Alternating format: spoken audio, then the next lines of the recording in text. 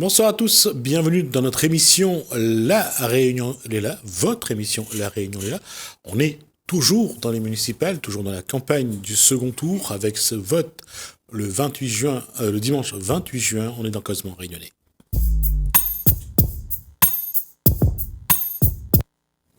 On va monter un petit peu plus dans l'ouest, dans l'est, pardon. On va aller du côté de la plaine des Palmistes. On reçoit Sophie Arzal, bonsoir. Bonsoir.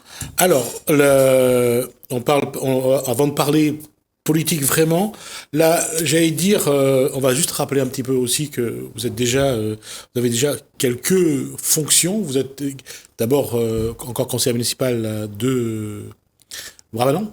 Depuis 2019, donc j'ai arrêté mes fonctions à Brapanon, mais j'ai été effectivement élue dans la commune de Brapanon. Et vous étiez aussi responsable toujours présidente de l'Office de tourisme de l'Est. Voilà, c'est ce que je voulais rappeler aussi. Donc, alors d'abord, le confinement, comment ça a été géré, comment on a gardé le contact avec l'élection, la préparation du second tour. Je dirais, s'il y avait un mot ou un terme pour expliquer ce confinement, ça serait un grand désarroi. Je pense que nous étions, si on revient sur la période, nous étions au 15 mars dans les résultats des premiers tours. À la plaine des Palmistes, les électeurs nous ont passé second, donc on avait ce résultat qui était attendu et pour certains inespéré, mais toujours est-il que nous étions là. Le 16 au matin, donc on repartait sur le terrain pour convaincre les abstentionnistes, mais également pour ceux qui auraient voté pour un autre candidat. Et puis, confinement, voilà. Donc confinement, ça a été subite, ça a été vécu, je pense un peu... comme tout un chacun, avec des inquiétudes, avec aussi de grandes questions. Et au-delà de cela, ce sont des inquiétudes d'abord personnelles, parce que on nous dit il y a un virus et c'est contagieux. On ne sait pas l'ampleur de dégâts possibles, donc on pense forcément à soi, à sa famille, à ses enfants, et puis à la Réunion tout entière. D'accord. Ce confinement, comment on a réussi à garder contact justement avec l'équipe, avec la population? Alors au niveau de l'équipe, ça a été beaucoup plus simple puisque nous étions déjà nous utilisions déjà les réseaux sociaux, donc tout ce qui était moyen de communication. Donc on avait les SMS, le téléphone bien sûr. On a découvert Zoom aussi pour du direct. J'ai testé également. Voilà, c'était la période, l'occasion, nous, ça a été une découverte de Zoom. Donc au niveau de l'équipe, ça a vraiment été un contact régulier, permanent. Il était aussi important pour nous, à l'image de ce qu'on avait proposé lors de toute notre campagne, puisque nous avions mis en place la seule plateforme collaborative citoyenne. Il était important pour nous de garder le lien.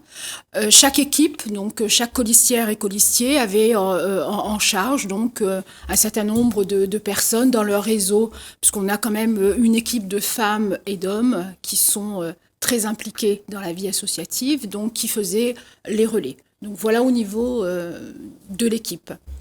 Est-ce qu'il y a eu le temps de voir s'il y avait possibilité de faire des fusions, des alliances, ou on a préféré, l'équipe de Sophie Arzal a choisi de continuer tout seul? Très simplement, la période de confinement n'a absolument pas été un temps de réflexion à comment porter les élections sur le second tour. Nous étions vraiment sur la préoccupation de santé qui était dans la tête de tout un chacun, des Palmis-Plénoises et des Palmis-Plénois. On s'est dit, le temps viendra où nous serons en mesure de rediscuter, puisque bien évidemment, il est important, à l'image véritablement de ce que nous proposons, nous, c'est-à-dire l'équipe de la Plaine des Possibles, nous voulions rassembler le plus large possible, mais pour un projet réaliste. D'accord. Pas de discussion avec les autres listes? À ce moment-là, non. La discussion s'est faite au sortir du confinement. Donc j'ai pris contact avec Daniel Jean-Baptiste Diparny, qui était lui aussi porteur d'une liste qui avait fini en 4e position. Nous avons étendu nos discussions à un autre candidat, donc qui avait répondu à cet appel, à Jean-Luc Saint-Lambert notamment. Je dis bien de discussion, nous n'étions pas en négociation. L'idée était pour moi de se dire, écoutez, la Plaine des Palmistes, on pose tous le même constat. constat, c'est qu'elle mérite mieux. Comment, au-delà de nos différences, notamment, comment travailler ensemble et mieux servir la population. C'est l'appel que j'avais lancé et au final, après des échanges, des discussions, et véritablement voir sur la compatibilité de programmes, puisque quand on fait une campagne électorale, c'est pas pour être élu personnellement, c'est bien pour présenter un programme à la population. Okay. Et au niveau de ce programme, de voir où est-ce qu'on pouvait se retrouver. On s'est retrouvés avec la liste Aimer, servir et développer la plaine des palmistes qui est portée par Daniel Jean-Baptiste Diparoni. On ne s'est pas retrouvés dans ce délai avec celle qui est présentée par l'autre candidat. D'accord. Alors, sur le terrain, comment s'est renoué les liens? La population aujourd'hui, c'est les mêmes revendications qu'avant le confinement? Alors, je pense que par nature, les palmies plénoises et le palmis pénois sont accueillantes. Donc, l'accueil sur le terrain se passe toujours très bien. Tantôt par un causement, il faut aussi s'attendre à cela, mais bien souvent par un bon accueil et puis un questionnement. Je pense que le confinement a mis en exergue véritablement certains manques à la plaine et bien sûr les habitants nous le signalent en disant écoutez, nous au niveau des services de soins d'urgence, demain s'il y a quelque chose de plus important sur la plaine, comment est-ce qu'on va l'aborder? Mais globalement, les personnes que je rencontre maintenant sur le terrain pour ce second tour, ces personnes restent dans une demande qui était la même au départ, c'est-à-dire qu'on s'occupe d'elles. La population, elle attend de la part des élus un discours clair, un projet concret, je dirais, et aussi une honnêteté de la personne vis-à-vis de son discours, de ses engagements. Quand elle n'est pas capable, dit elle n'est pas capable, Madame Arzal, voilà ce qu'on me dit. Nous, au niveau des politiques, nous n'en marre, un peu comme on peut entendre par ailleurs, et ça n'échappe pas non plus à la plaine des palmistes. Donc je pense que peut-être, plus que jamais, il est important de redonner la confiance à la population. Comment vous allez le faire ? Donc nous, on travaille à l'image de ce qu'on avait fait déjà lors de notre premier tour, un discours vrai, un discours franc, prendre le temps de discuter et peut-être définir les priorités. Je vous donne un exemple. Il est vrai que dans notre programme pour l'éducation, puisque de par mon métier, et également je suis dans la formation professionnelle, l'éducation, l'avenir des enfants, c'est quelque chose auquel moi, je suis très attachée, qui me tient à cœur. On se rend compte qu'à la plaine, depuis le mois de mars, les enfants ne sont pas scolarisés. Ils vont reprendre là entre le 15 juin et le 22 juin, mais toujours est-il qu'ils vont être en vacances à nouveau dès le début juillet. Il est important pour nous donc de mettre en place un programme urgent. Donc, on va intituler Plaine Active avec des activités ludopédagogiques, puisqu'il y a quand même 6 mois de décrochage scolaire pour lesquels il est important, je pense, plus que jamais, de mettre l'accent. Et ils attendent aussi ce soutien-là par rapport au décrochage scolaire de leurs enfants. Alors, puisqu'on est sur l'éducation, quels sont les éléments de votre projet pour l'éducation sur la plaine des palmistes ? Alors, nous étions partis, bien sûr, pour renforcer les classes au niveau de la commune, réhabiliter les classes, mettre aussi un vrai programme éducatif global. Ça n'existe pas jusqu'à présent à la plaine des palmistes. Se fixer aussi un certain nombre d'objectifs.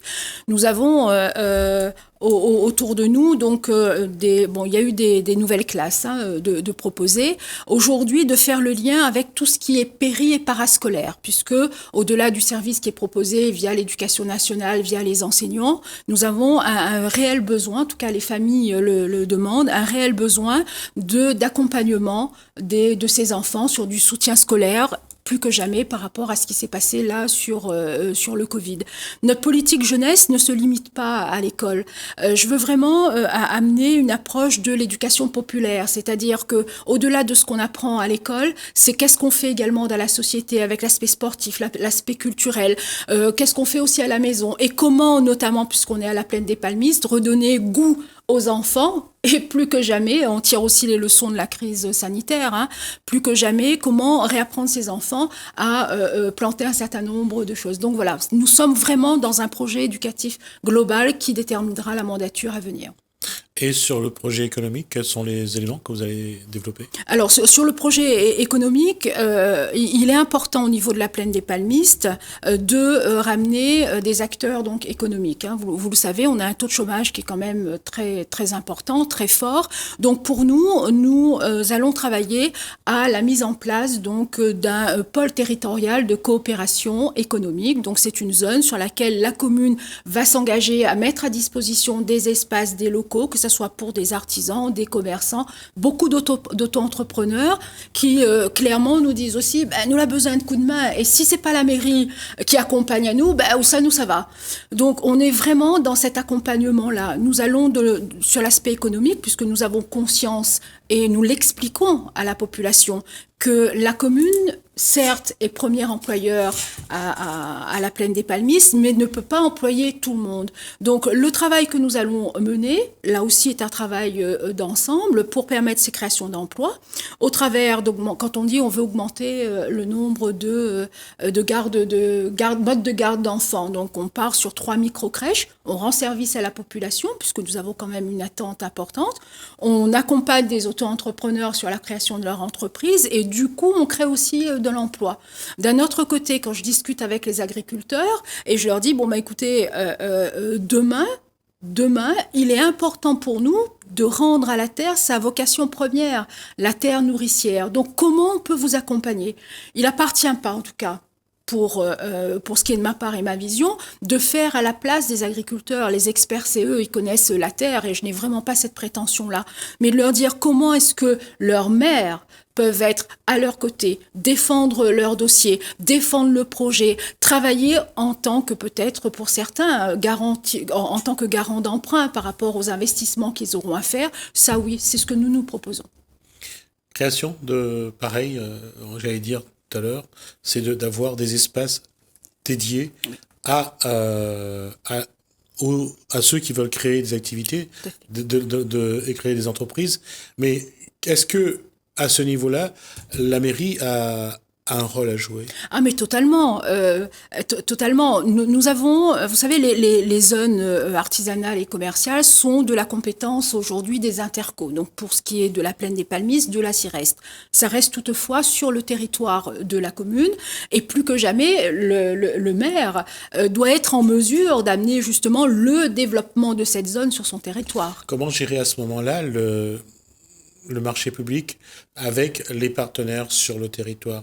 Est-ce que ça aussi, c'est quelque chose qu'il faut que la mairie gère vraiment pour que on répartit la distribution de marché à l'ensemble des entrepreneurs qui sont sur le territoire? Alors, ce qui se passe, c'est que le Code des marchés publics est très clair là-dessus. On évitera le saucissonnage, bien sûr. Nous sommes bien d'accord. Le Code des marchés publics, elle est très claire. En tout cas, ce que moi, je veux bien dire aux Palmis-Plénoises et aux Palmis-Plénois, c'est que nous n'aurons pas de favoritisme. Il y a une ouverture, et le Code des marchés publics est fait pour justement protéger cela. Par contre, il est évident que nous allons accompagner, en tout cas je vais accompagner plus que jamais les personnes qui veulent créer leur emploi à la plaine des Palmistes. Et nous verrons, en dehors du code des marchés, parce que tout ne passe pas par des codes des marchés publics. Un auto-entrepreneur qui veut s'installer, il a besoin peut-être juste d'une mise à disposition, on n'est pas dans les codes des marchés publics. Par contre, comme je vous parlais tout à l'heure des agriculteurs, là oui, nous allons passer par le code des marchés publics, parce que je fais partie de celles qui se dit. Et encore une fois, je précise bien, nous parlons de la plaine des Palmistes, c'est-à-dire un village rural où nous avons triplé notre population. Donc, il faut vraiment prendre en compte cette période-là, cette analyse-là. Nous avons une cantine. Vous parlez des marchés publics. Nous avons une cantine. Il est évident, je fais partie de ces personnes qui se disent, en tant qu'élu, je suis prête à payer 1 euro plus cher, mais pour que certains produits qui soient produits du coup dans ma commune puissent être consommés dans ma commune. Parce que en le faisant, je fais vivre l'agriculteur, je fais vivre sa famille, je dis aux enfants palmis-plénois, ce que vous mangez, donc c'est aussi de la qualité. Et cela, au-delà des codes des marchés publics, je pense qu'il y a des mesures à partir du moment où il y a une vraie volonté. Donc en tout cas, créer ce qu'on appelle des groupes d'intérêt économique. Groupe d'intérêt économique, et nous en avons un qui est le GIE de Goyavier également, qui est déjà créé à la plaine. D'accord. Alors là, on est sur l'aspect économique. Et quels sont les autres éléments de votre projet qui vont être importants pour la Plaine des Palmistes? Incontestablement, c'est la sécurité. Nous avons à la Plaine des Palmistes une augmentation réelle, plus de 17% de l'insécurité, qui nous est annoncée donc par les autorités compétentes. Et il est évident que nous mettrons aussi l'accent sur un grand plan sécurité à la Plaine des Palmistes. Quand on dit sécurité, je ne parle pas seulement de la répression. Nous allons travailler à la prévention avec la police municipale, une convention également avec la gendarmerie. Ce que nous, on espère et ce qu'on attend de notre police municipale, puisque nous avons des services de médiation avec les ASVP qui sont aussi nombreux à la Plaine, nous voulons vraiment recréer des liens de proximité. C'est-à-dire que la Plaine, nous avons plus de 940 personnes âgées de plus de 65 ans, pour beaucoup isolées. Nous avons quand même des services à la commune au travers de ces médiateurs qui pourront faire le lien. Le territoire de la Plaine des Palmistes, c'est un peu à part, de par sa géologie, sa géographie. On a parlé d'agriculture, on a parlé d'éducation, on a parlé d'économie. Quels sont les autres volets sur lesquels il faut actionner le levier pour que ça participe au développement? Forcément notre jeunesse. Et la jeunesse, ça passe par la formation professionnelle, ça passe par l'emploi, ça passe par de l'animation, ça passe par du sport, ça passe par de la culture. On est vraiment en attente de tout cela à la Plaine des Palmistes et nous avons tenu compte, puisque je vous disais que nous avons interrogé la population au travers de notre plateforme citoyenne pour connaître quelles sont leurs attentes. Bien évidemment, nous avions, nous, notre analyse, mais il était important de le confronter et nous allons travailler à tout cela. Je pense que si nous devions résumer à ce que le programme de la Plaine des Possibles que je représente va apporter à la population, c'est vraiment améliorer leur quotidien. Je pense qu'il est urgent et il est temps, car la Plaine mérite mieux. Et sur le tourisme aujourd'hui, comment vous allez travailler ? C'est une pépite, la Plaine des Palmistes en matière de tourisme. Donc, bien évidemment, d'abord sur le territoire Est, j'ai eu l'occasion, je pense, sur vos plateaux il y a quelque temps de cela, de le rappeler, le tourisme est le premier secteur économique donc, de la Réunion, de l'Est en particulier, et bien évidemment de la Plaine des Palmistes, puisque nous sommes géographiquement positionnés au cœur de la Réunion, au cœur du parc national, et que nous avons la chance d'avoir une double entrée, c'est-à-dire une entrée sud et une entrée est-nord-est, et nous avons un climat qui nous permet aussi d'imaginer tout cela. Donc notre ambition est que sur cette mandature 2020-2026, que la Plaine des Palmistes soit classée en tant que commune touristique, et à dans 10 ans, une vraie vision par un classement en tant que station touristique. Donc, c'est vous dire si le projet touristique et le programme touristique est important au cœur de notre programme. Il va nous rester un petit peu, un peu de 2 minutes. Je vais vous laisser, face à la caméra, vous adresser à la population de la Plaine des Palmistes. Chers palmiers plénois, la Plaine des Palmistes nous rassemble. Aux 37% d'entre vous qui ont fait confiance aux femmes et aux hommes qui représentent aujourd'hui la Plaine des Possibles, je veux vous dire ma conviction de notre victoire le 28 juin. Aux électeurs qui se sont abstenus ou exprimés au premier tour pour un autre candidat ou candidate, vous aussi participez au changement nécessaire pour notre village, pour plus de sérénité, pour plus d'ambition, plus d'emploi. Ensemble, soyons acteurs de l'histoire palmiplénoise en votant pour la première fois pour une femme maire. Ensemble, choisissons le changement pour de vrai.